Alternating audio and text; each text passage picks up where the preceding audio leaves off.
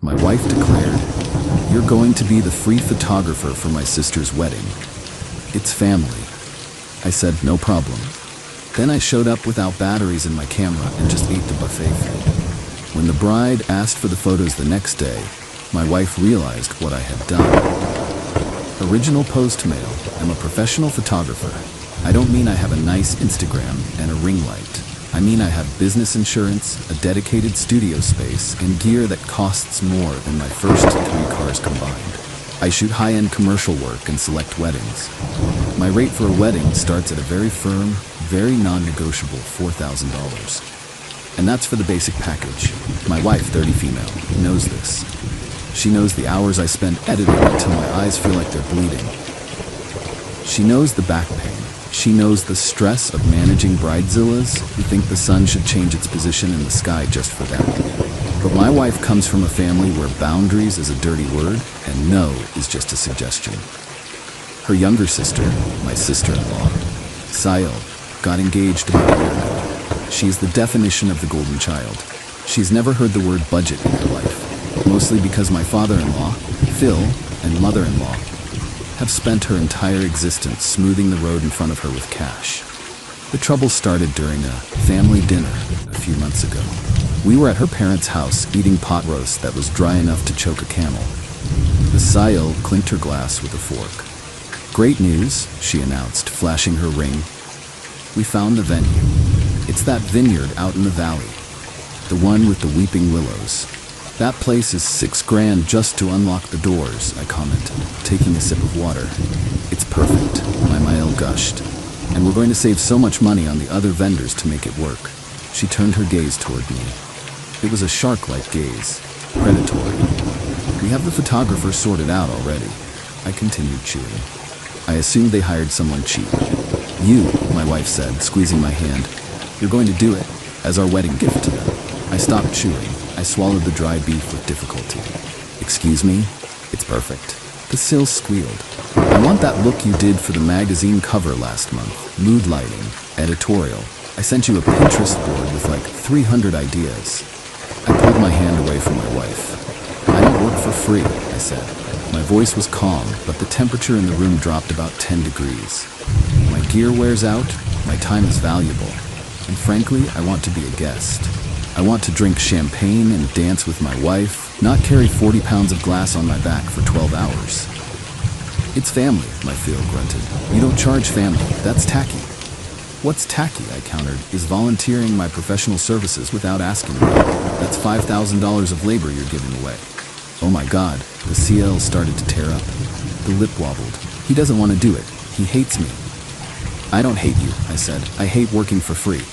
My wife stood up. "Kitchen. Now." We went into the kitchen. She closed the door and turned on me with a face I barely recognized. It wasn't disappointment. It was pure, unadulterated entitlement. "You are going to do this," she hissed. "You are embarrassing me. My parents do everything for us." Narrator's note, they bought us a microwave 3 years ago. That's it. "I'm not a prop, and I'm not a servant," I said. "If they want me to shoot, they sign a contract and they pay the fee. Friends and family discount is 20%. That's it. If you don't do this," she said, looking me dead in the eye, "don't bother coming home tonight. This is my sister. This is important to me. If you love me, you will do this. Just take the damn pictures. Stop being so selfish." I looked at her, really looked at her. I saw the ultimatum. I saw that my value to her was conditional on my utility to her family. She was willing to leverage our marriage to save her daddy a few grand. That was the moment the switch flipped. It wasn't rage, it was something colder. It was clarity. "Fine," I said. "I'll do it." Her face instantly relaxed into a smug smile. She thought she'd won. "See? Was that so hard? You're the best." "No problem," I said. "It's family." For the next 3 months, I was the model photographer. I answered the CL's 2 a.m. texts about lighting. I nodded along when the NIL told me which specific wrinkles she wanted edited out of her neck in post-production. I let them treat me like hired help. The morning of the wedding arrived. I put on my suit. I grabbed my dual camera harness. I packed my 2 main bodies, Top-of-the-line, full-frame mirrorless beasts. I grabbed my holy trinity of lenses. I looked the part. I left my memory cards in a neat stack on my desk. I left every single battery in the charger on the nightstand. I arrived at the venue. The SIL was already screaming at a bridesmaid because the sash on her dress was the wrong shade of blush. "You're here." She snapped at me. "Okay, get to work. I want candid shots of us getting ready. Make me look skinny." "You got it," I said. I raised the camera. I looked through the viewfinder. I framed the shot perfectly, and I didn't press a thing. Even if I had, the shutter wouldn't have fired. It was a dead brick of magnesium alloy in my hands. For the next 10 hours, I put on the performance of a lifetime. I crouched in the bushes. I climbed on chairs to get the angle. I directed people. Chin down, turn to the left, beautiful. I held the camera up, adjusted the focus ring manually so it looked like I was working, and nodded approvingly at the back of the camera as if checking the LCD screen. During the ceremony, I was front and center. I walked backward down the aisle. I got right in the officiant's face. I captured the kiss, the tears, the exit. During the reception, they sat me at the vendor table, not with the family, with the DJ and the caterers. My wife was at the head table, laughing, not even looking at me. "Rough gig?" the DJ asked me, shoveling pasta into his mouth. "You have no idea," I said. I ate the buffet food, I drank the wine, I put the camera down on the table and just watched. I watched them celebrate. I watched my Phil brag to his friends about how he got the best photographer in the state to do it for free because he knows who butters his bread. I almost choked on my roll. At the end of the night, the SAL came up to me, sweaty and drunk. "I can't wait to see them. You have to send me a sneak peek tomorrow morning for Instagram." "I'll see what I can do," I said. "No, seriously, tomorrow morning, or I'll kill you." She laughed, but she wasn't joking. I drove home with my wife. She was beaming. "You were great today," she said. "My parents are so proud. Thank you for stepping up."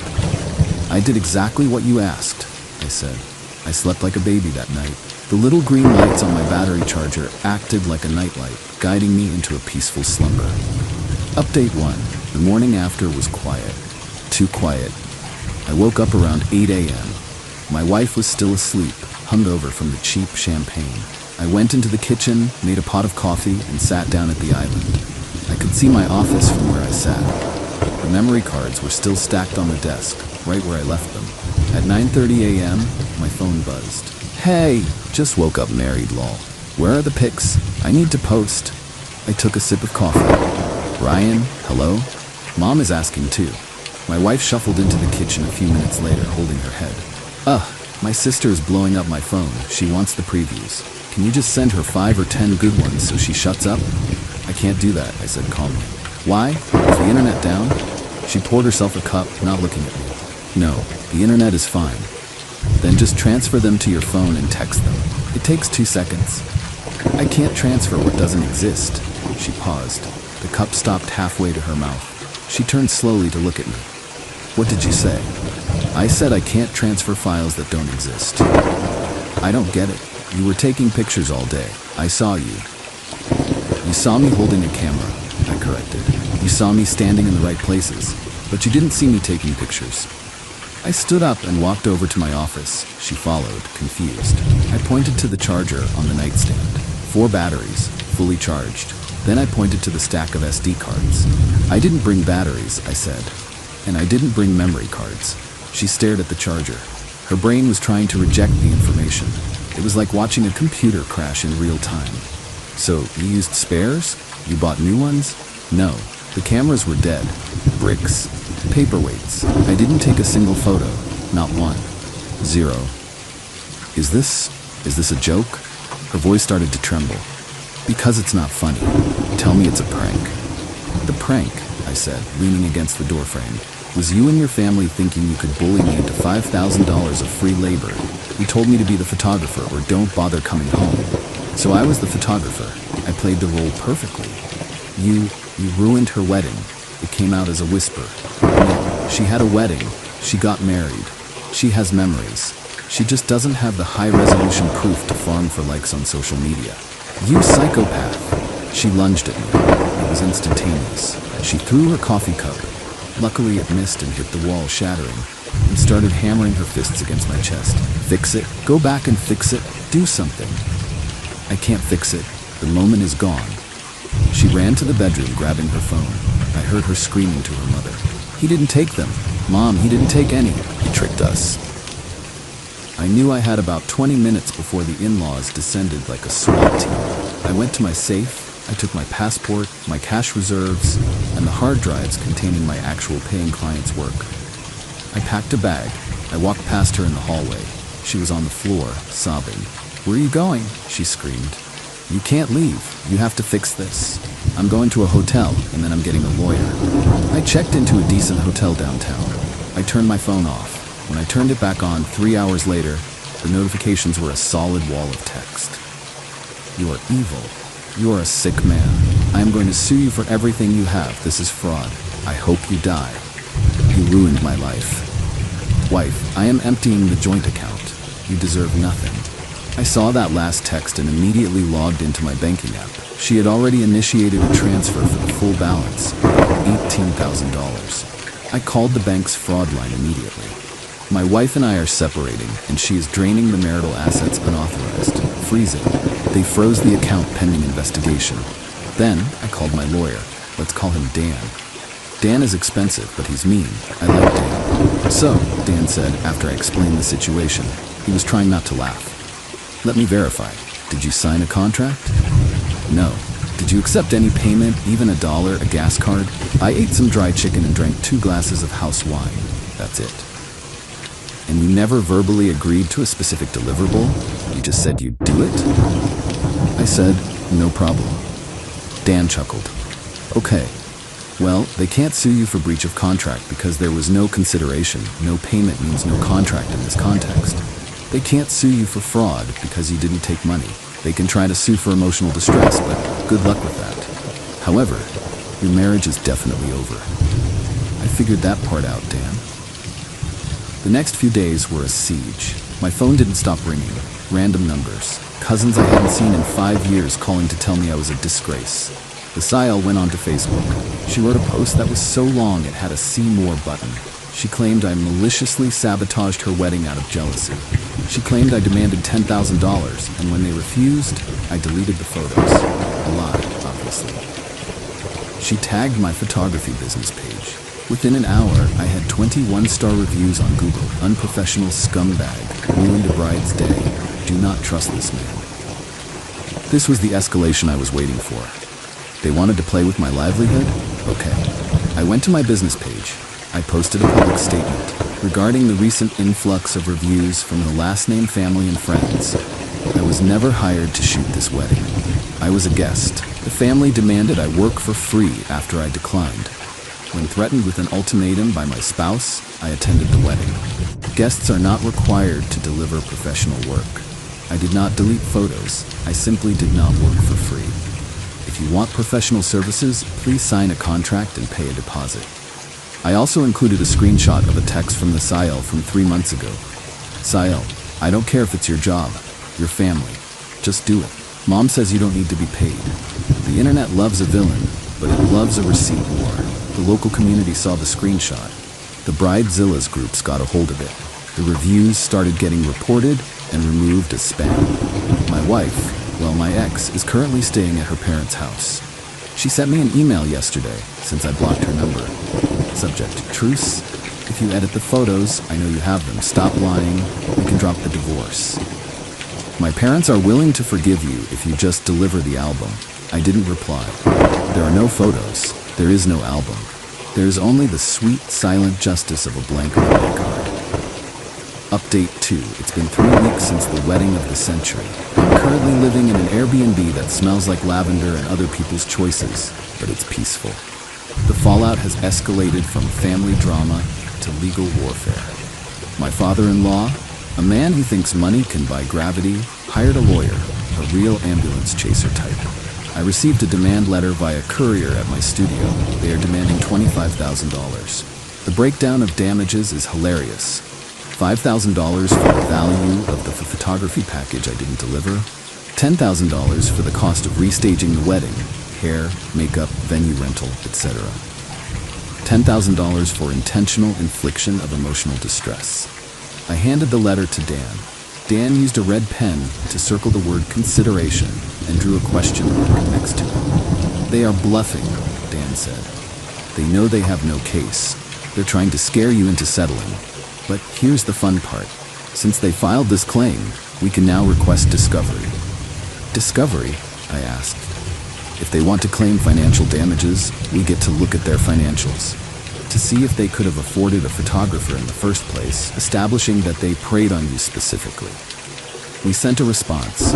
"We reject all claims. We are prepared to go to court. Please forward all financial records regarding the wedding budget." They went quiet on the lawsuit real fast. Apparently, Raphael's finances aren't as pristine as he pretends. But the Isael wasn't done. She realized the online smear campaign backfired, so she went for the jugular. She called the police. I was at my studio editing a commercial shoot for a shoe brand when 2 officers walked in. "Sir, we have a report of theft," the older officer said. He looked bored. "Theft of what?" "A wedding album and camera equipment belonging to Mrs. last name. My ex-wife told the police that she bought my camera gear during the marriage and that I had stolen it when I left the house." I calmly walked to my filing cabinet. I pulled out the receipts for my 2 main camera bodies and my 3 best lenses, all dated 4 years ago, before we were married. "I bought these before the wedding," I said. "They are pre-marital assets, and there is no wedding album because I didn't take any photos." The cop looked at the receipts. He looked at me. "So, it's a civil dispute?" "It's a divorce," I said. "Right? Have a nice day." They walked out. That was a mistake on her part. Filing a false police report is a bad look in family court. My ex-wife is realizing that without my income, her lifestyle is unsustainable. She works part-time as a social media coordinator for a boutique that gets maybe 3 customers a day. She brings in about $1,500 a month. Our mortgage is $2,800. She can't pay the bills. She asked for temporary spousal support. My lawyer argued that since she's staying with her parents and I am paying the mortgage on the house I can't live in, she doesn't need support. The judge agreed. But the most satisfying part? The reshoot. I heard this from a mutual friend who is still on the fence, but leaning towards Team Me because he likes beer and I buy the beer. The family decided to restage the wedding photos. They couldn't get the venue back because the venue wanted another $6,000. So they went to a public park. They dragged the groom, the bridesmaids, and the groomsmen out on a Sunday. But they still didn't want to pay full price. They hired a student photographer from the local community college. Poor kid. They paid him $300. It rained. Not a romantic drizzle. A mud-creating, hair-ruining downpour. The Sael had a meltdown in the park gazebo. The groom, who is usually a quiet guy, apparently snapped. He was heard shouting, "I told you to just pay him. I told you this would happen." He took his tuxedo jacket off, threw it in a puddle, and got in his car. He left the bride at the park. The photos, which the student posted on his portfolio, are tragic. The lighting is flat. The bride looks like a drowned rat in a designer dress. The groom looks like he's contemplating a life of crime just to escape. My ex-wife is trying to damage control. She sent me a text from a burner number yesterday. "Ex, you've ruined everything. My sister's marriage is falling apart because of you. I hope you're happy. Just give us the files and I'll make it all stop." I replied. "I can't give you what doesn't exist." And her marriage is falling apart because she married a guy she doesn't respect into a family that values appearances over people. Sound familiar? Then I blocked the number. I'm currently looking for a permanent apartment. I've started dating again, casually. It's nice. I went out with a girl last night who asked what I did. When I told her I was a photographer, she asked if I had a portfolio. I showed her. She didn't ask for free photos. She offered to pay for her half of dinner. I think I'm gonna be okay. Update 3. It's been 6 months. The divorce is final.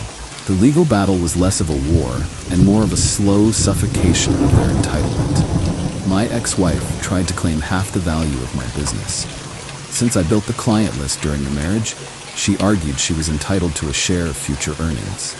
Dan, my shark of a lawyer, pulled a masterstroke. He deposed the Sil. He got her on record admitting that she and the family demanded free services. He used the text messages. He painted a picture of a family that viewed my business not as an asset to be nurtured, but as a cow to be milked dry. The judge, a man who clearly had his own in-law issues, was not sympathetic to her. The ruling: I keep 100% of my business and equipment. We sell the house. Proceeds are split 50-50 after I get reimbursed for the mortgage payments I made while I wasn't living there. No alimony. She is young, able-bodied, and has a degree. She can work. The house sold last week. The market is hot, so we made a decent profit. I took my half and put a down payment on a condo in the city. It has exposed brick and great light, a photographer's dream. The aftermath for them. My ex-wife had to move out of the marital home, obviously. She couldn't afford an apartment in the trendy district she loves. She's living in a basement suite in a suburb 40 minutes away. She had to sell her luxury SUV, which was in my name, lease transfer denied, and is driving a 10-year-old Honda. I heard she's telling people I financially abused her. Nobody believes her. The receipts are too public. The sale? Oh, this is the cherry on top. The groom, let's call him Dave, filed for annulment. Not divorce, annulment. He cited fraud regarding her finances. Apparently she had $40 in credit card debt she hid from him, and irreconcilable differences. He moved out 3 months after the wedding. The seal is back with mommy and daddy. She tried to pivot to being a wedding influencer on TikTok, posting videos about her wedding disaster. It backfired. People in the comments ripped her apart. So you tried to exploit family labor and found out? The photographer is a hero. Imagine losing your husband because you wanted free pics. She deleted her account. My former Mael and Fel are miserable. They lost face in their community. The free photographer story got around the country club. They are now the people who are too cheap to pay vendors. They weren't invited to the summer gala this year. As for me, my business is booming. Ironically, the assertive photographer who takes no BS brand is very appealing to a certain type of high-end client. I raised my rates to $6,000. I'm sitting in my new living room. I have a glass of good bourbon. My camera is on the table, batteries fully charged, memory cards formatted and ready. I learned a valuable lesson. Family is not a magic word that grants access to my labor. No is a complete sentence. And sometimes the most powerful photo you can take is the one you don't take at all. I'm free, and the view from here is perfect.